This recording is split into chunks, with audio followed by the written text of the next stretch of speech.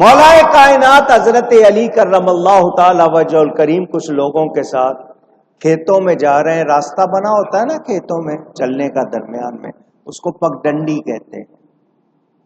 دائیں بھی کھیت بائیں بھی کھیت, درمیان میں راستہ.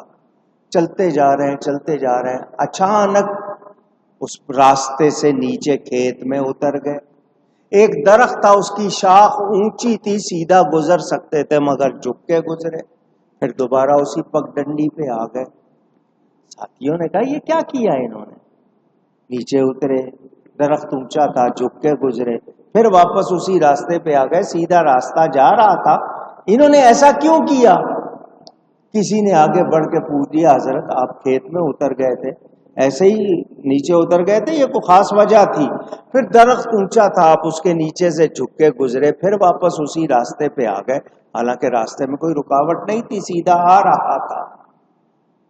تو مولا علی نے آگے سے یہ نہیں کہا بس ایسے ہی میری مرضی, نہیں, سنو کیا جواب دیا.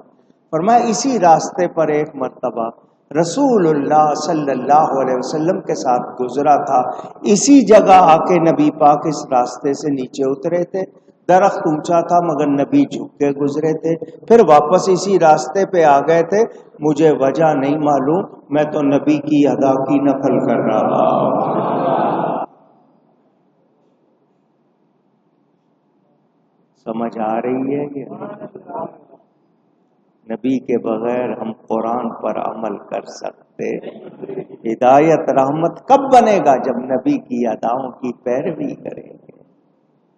جتنی عبادتیں ہیں اللہ والوں کی اداؤں کی پیروی ہے, اس کو سمجھو. تو قرآن ہدایت ہے, رحمت ہے, کس کے لیے؟ نیکوں کے لیے, محسنین, احسان کرنے والے, بھلائی کرنے والے, نیکی کرنے والے.